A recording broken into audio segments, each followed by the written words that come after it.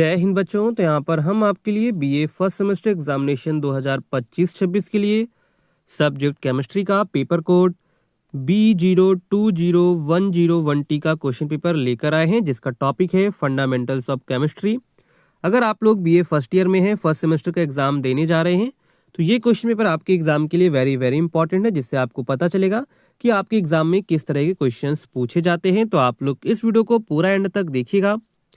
अगर आपको वीडियो पसंद आता है तो वीडियो को लाइक करेगा, चैनल को सब्सक्राइब करेगा एंड वीडियो को अपने दोस्तों में शेयर करना मत भूलिएगा।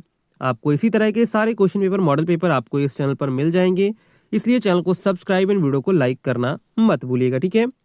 यहाँ पर जो पेपर है आपका टोटल 75 मार्क्स का आएगा, ठीक है। तो यहाँ पर सबसे पहले आता है हमारा सेक्शन ए यानी कि खंड आ। यहाँ पर जो पेपर है आपको बोथ लैंग्वेज यानी हिंदी और जो है इंग्लिश दोनों लैंग्वेज में देखने को मिलेगा। तो आप जिस लैंग्वेज में सूटेबल हैं उसी लैंग्वेज में आप लोग जो है अपने पेपर में आंसर्स को लिख सकते हैं। Attempt all questions, give answer of each questions in about 50 words. सभी प्रश्नों के उत्तर दीजिए। प्रत्येक प्रश्न का उत्तर लगभग जो है 50 शब्दों में आपको देना है, ठीक है।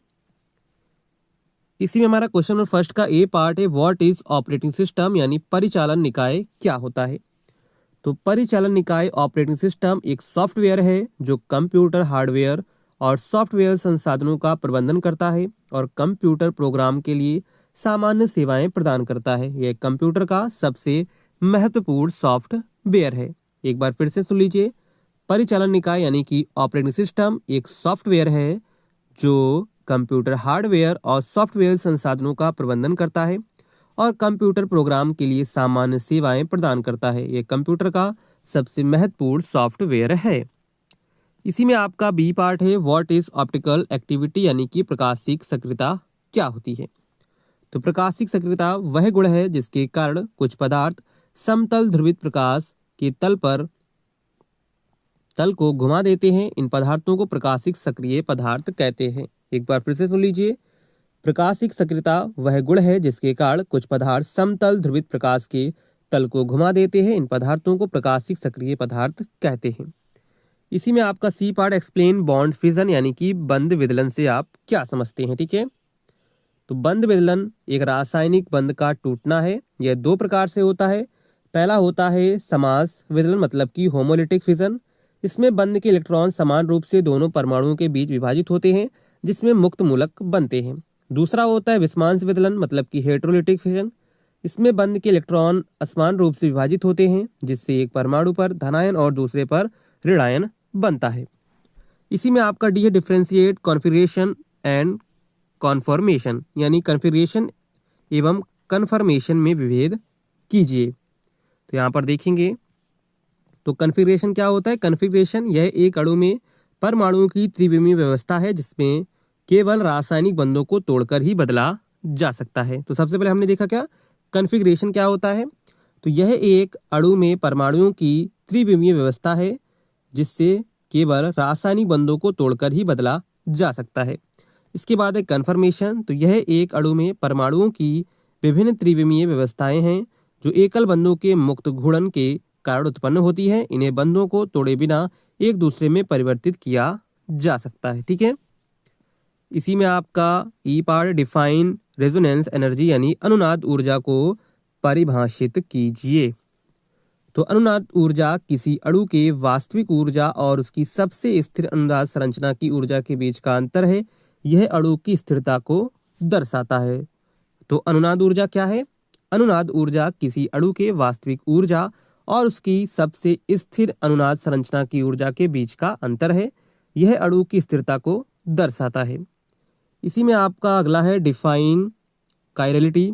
कायरलिटी को परिभाषित कीजिए। तो यहाँ पर कायरलिटी किसी वस्तु का वह गुण है जिसमें वह अपनी दर्पण छवि और गैर अध्यारोपण योग्य बनाता है। कायरल अणु वे होते हैं जिन्हें उनकी दर्पण छवि पर अध्यारोपित नहीं किया जा सकता है।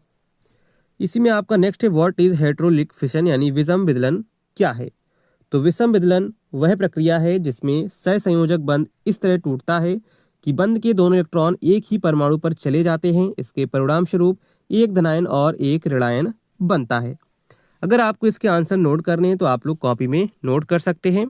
हम बिल्कुल क्लियरली आंसर्स को बोल रहे हैं, ठीक है। डिफाइन मेसो कंपाउंड मेसो यौगिक परिभाषित कीजिए। तो मेसो यौगिक एक ऐसा अणुक है जिसमें कायरल केंद्र होते हैं, लेकिन वह प्रकाशिक रूप से निष्क्रिय होता है क्योंकि उसमें एक आंतरिक सममिति तल होता है। इसी में आपका अगला है, what do you mean by effective nuclear charge? प्रभावी नाभिकीय आवेश से आप क्या समझते हैं? तो प्रभावी नाभिकीय आवेश एक परमाणु के बाहरी इलेक्ट्रॉन पर नाभिक द्वारा अनुभव किया जाने वाला शुद्ध धनात्मक आवेश है। यह नाभिक के कुल आवेश यानी परमाणु संख्या में से आंतरिक इलेक्ट्रॉन के परिरक्षण प्रभाव को घटाकर प्राप्त होता है। इसी में आपका नेक्स्ट और last, explain effective nuclear charge. प्रभावी नाभिकीय आवेश के बारे में बताना है आपको, ठीक है। तो प्रभावी नाभिकीय आवेश जिसे हम लोग क्या कहते हैं, जेड इफेक्टिव कहते हैं। क्या कहते, जेड इफेक्टिव एक परमाणु के बाहरी इलेक्ट्रॉन पर नाभिक के आकर्षण का माप है। आंतरिक इलेक्ट्रॉन नाभिक और बाहरी इलेक्ट्रॉन के बीच एक ढाल बनाते हैं जिससे नाभिक का कुल धनात्मक आवेश बाहरी इलेक्ट्रॉन तक पूरी तरह नहीं पहुंच पाता है। इसमें जो है निम्न सूत्र से दर्शाया जाता है, Z effective equal to Z minus K S. ये आपका जो है फार्मूला हो जाएगा, ठीक है। जहां जेड जो है परमाणु संख्या है और जो एस है वो परिरक्षण स्थिरांक है। एक बार फिर से देख लीजिए, Z effective equal to Z minus K S, ठीक है। जेड यहाँ पर परमाणु संख्या है और एस जो है परिरक्षण स्थिरांक है, ठीक है। तो यहाँ पर हमने सेक्शन 1 कवर कर लिया है। अगर आपने अभी तक वीडियो को लाइक नहीं किया तो वीडियो को लाइक कर दीजिएगा और चैनल को भी सब्सक्राइब आप लोग कर लीजिएगा, ठीक है। इसके बाद आता है हमारा सेक्शन बी यानी कि खंड बा। तो right A note on stability of carbocations. Carbocation के स्थायित्व पर आपको यहाँ पर टिप्पणी लिखनी है, ठीक है। इसी में आपका अगला है, discuss Van der Waals forces. Van der Waals बल की चर्चा आपको यहाँ पर करनी है, ठीक है। इसी में आपका अगला है, draw molecular orbital energy diagram of B, यानी बी के आणविक कक्षक ऊर्जा आरेख को आपको यहाँ पर खींचना है, ठीक है। इसी में आपका क्वेश्चन नंबर 5 है, डिस्कस स्लेटर रूल्स, यानी स्लेटर नियम की आपको यहाँ पर चर्चा करनी है। इसी में आपका अगला है, right about polling scale. Pauling scale के बारे में बताइए, ठीक है। इसी में आपका क्वेश्चन नंबर 7 है, discuss variation of ionisation energy in group and period of periodic table. आवर्त सारणी के समूह एवं आवर्त में आयनिक ऊर्जा के परिवर्तन को समझाइए, ठीक है। इसी में आपका 8वां प्रश्न है, डिस्कस अबाउट हाइपर कंजुगेशन। अति संयुग्मन के बारे में विस्तार से आपको यहाँ पर समझाना है। डिस्कस रिएक्शन ऑफ बेंजीन, यानी बेंजीन की अभिक्रियाओं को बताइए। तो यहाँ पर हमारा जो सेक्शन बी के सभी क्वेश्चंस को यहाँ पर हमने डिस्कस कर लिया है। ये सभी क्वेश्चंस आपके एग्जाम के लिए इंपॉर्टेंट है, तो आप लोग इन सभी क्वेश्चंस को अच्छे से तैयार कर लीजिएगा, ठीक है। इसके बाद आता है हमारा सेक्शन सी। क्वेश्चन नंबर 10 है, राइट ए नोट ऑन कार्बीन्स, यानी कार्बन पर एक आपको यहाँ पर टिप्पणी लिखनी है, ठीक है। Discuss hydrogen bond and its various role. Hydrogen बंध की चर्चा कीजिए में उसकी विभिन्न भूमिकाओं के बारे में बताइए, ठीक है। इसी में आपका क्वेश्चन नंबर 12 है, डिस्कस जियोमेट्रिक आइसोमेरिज्म इन ऑक्सिम। ऑक्सिम की ज्यामितीय समावयवता समझाइए।